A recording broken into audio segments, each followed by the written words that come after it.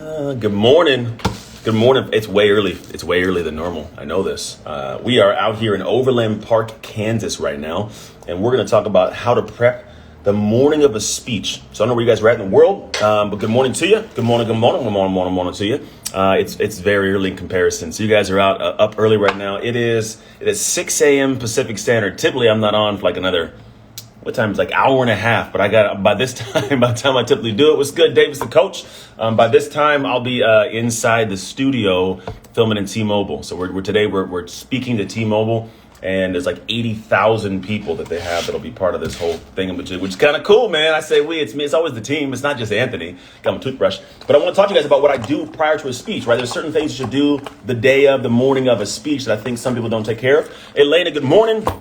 Let's talk about this. So what do you do when you got a speech? And here's the crazy thing. Here's the thing. I'm going to be in front of 80,000 at some point. What's up, Mike Goldberg? 80,000 people will see this. That's a lot of people. That's a lot of human beings, right? So how do you prepare for this is one of the big things. How do you get yourself in this mode, this mindset? What do you do to get things moving? Good morning, Marie, Jamie. Hey, from Houston. Oh, it's cold out there.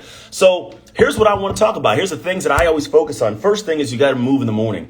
I think so few people realize that movement does a couple things. One, it helps alleviate those crazy nerves you got. When you are a little bit nervous, you're like, man, I want to go do the thing. When you don't move in the morning, I mean, some kind of exercise. I did a 45-minute workout this morning. I even put on Instagram a little fast forward thing for like the 15 minutes of it. But you got to get your body moving. When your body gets moving, you get to a point where now it's like, oh, I feel good. I got to flow. And you actually get to a space where you feel a little more confident because it alleviates those nervous vibes, right? The energy kind of, it goes somewhere a little bit from Jamaica. Hey, Jamaica. Hey, my name's Anthony from Jamaica. I'm horrible with that, but I figured I'd do it. Chadwick, good morning to you from Toronto. Hey, Nikki Bush, Sue, right? Right? When you move, it does that. It helps alleviate those nerves. On top of that, it gets your brain going, right? If I'm going to go speak and talk and share, I better have my brain on. This is good for me. I better have talked to somebody beforehand. So I recommend like you go talk to people, have a conversation with somebody, get into a flow, because you want to make sure the first time you talk is not on that stage, right? Some people want to tune everything out. They want to get quiet. You could do it in football, because in football, like when I used to play the professional football, you're just playing football. You're not talking for a living. You're running around hitting people. You can get warmed up and go do that. When I got to talk, I got to have my brain on. I got to know what's going on. I got to go through some things, right? The next part is, well, how do you alleviate the nerves of what if I mess up, right? 80,000 people, T-Mobile, one of the biggest phone companies in the world, right? You can mess this up. Believe me, it goes in my brain, you can mess it up. And it's something I do, it's unique and different, right? I think in my head, like, all right, if I am confident about who I am and I've gone through the talk, so what I do is I do my workout after when I'm in the shower and walking around, I go through the talk. I don't always, but today I was like, I'm going to make sure I'm dialed in. But I go through it. I just did the talk. It was like 34 to 38 minutes got to be. And I just did the whole talk, walking around this hotel room. If my neighbor was around, they would have heard. Like if the neighbor was awake, they would have heard me giving my entire talk, right? Because I want to make sure when I get into that flow, I know what it feels like, right? You do not want to have your first time giving that speech be on the field or be in the stage or on the stage. Because the reality is you want to be able to visualize well beforehand what it is actually going to be like when you're doing it, right? Because if you don't, you're going to get up there and you might mess it up. You might lose a word, but like getting in that groove, it feels good. Like when I was in football, I was playing, my coach was real big on visualize. You had better not take your first rep on the field, he would say. Seriously, you better not take your first rep on that field, because if you're taking the first rep on the field, you could be messing things up, right? So you got to have this perspective of what can I do? How can I be in places? Pasha says, I dread to make a speech. Oh, it could be scary. It could be scary, right? And I got people in a separate room tuning in, watching me. And if I mess up, they can come in and make me do stuff over again. A little bit out there, right? But if you want to play at that next level, you got to do what the next level does. And it's part of it. So, right, make sure you go through the flow in the speech. The biggest thing I recommend you do, get there early. Right? I want to get there early. I want to be there ahead of time. It's something that comes with being able to kind of be in the space and own the space before you get to it, right? If you just show up and the first time you're there is that first moment, you could do your thing, yeah? But you want to be there if you can, get a little bit early to feel it out. Like set your kind of like your tone, set your feel. Man, Bo Easton talks about like go and own the space, walk to every corner of it, feel like it's your area. I'm going to do it when I get there, like own it, like a dog peeing on the tree. This is my area for now, right? There's been other speakers before me, but I don't know who they are. They're probably great humans, but when I get there, this is my space. And if I don't make it my space, I won't come off with the confidence I need to convey the message and hit the hearts on the other side of that camera or the other side of the people watching me. So you got to make sure when you get to that space, you've been there. You feel like it's your home and you're inviting them into your home and you take care of them with your words and your heart. And then outside of that, let it loose.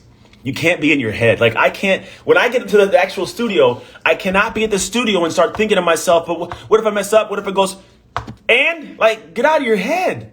Don't think about all that could go wrong. What you visualize can come to be true, right? So visualize the great things. You know what I'm visualizing?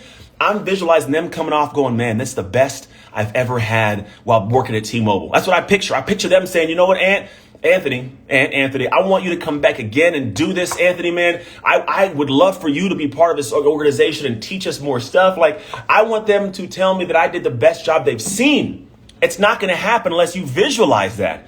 If I go out there and I'm thinking, okay, just get through it. It's going to be hard, but you can do it. And I just think at that level down here, I'm going to play at this level. You're going to play at this level. But if you want to be up here, your mind has to switch and say, how do I walk off this stage and have them go, you killed it? How do you have that? You think about it first. You put in your mind first. You visualize it. You set that ball. You kick the ball out. You run up to the ball like soccer. If you don't kick that ball, you can't run up to it. So you got to get that mentality of what can you do to get yourself dialed in and mentally focused and sharp in that space and own it, right? That's how you do it. So that's my message for you today. I gotta finish packing and get downstairs. Want to see what it's like outside? It's snowing. Oh, I'm out here. The pipes were frozen this morning. Look at this. Look at that.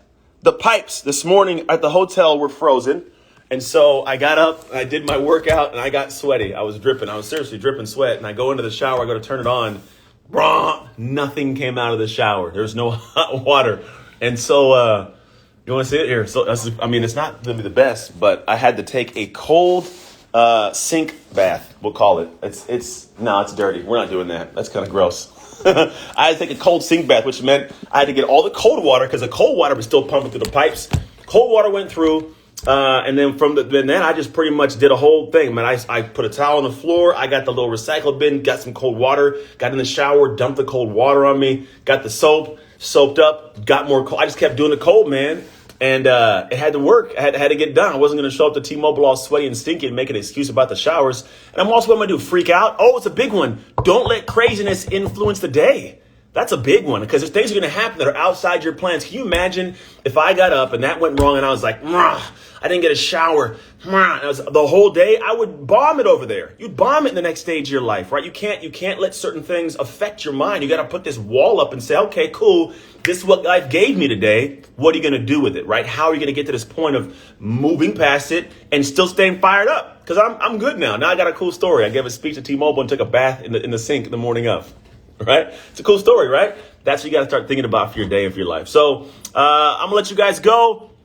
Some people are requesting to come in. I've never had that, but I can't do it right now because Instagram, I got to go. I got to get ready to get out of this place. My agent will be here in a little bit to pick me up, and I got to still pack everything in a bag. But I wanted to make sure I hit you guys up this morning and didn't miss. Nikki Bush, yes, it was cold. James, my man, James. Lisa Young, yes, cold showers are good for you. There's actually different kinds of cold showers. Who was I think Andrew or I think Huberman. Andrew Huberman had a whole talk on like the types of cold showers. Shiver, not shiver. It's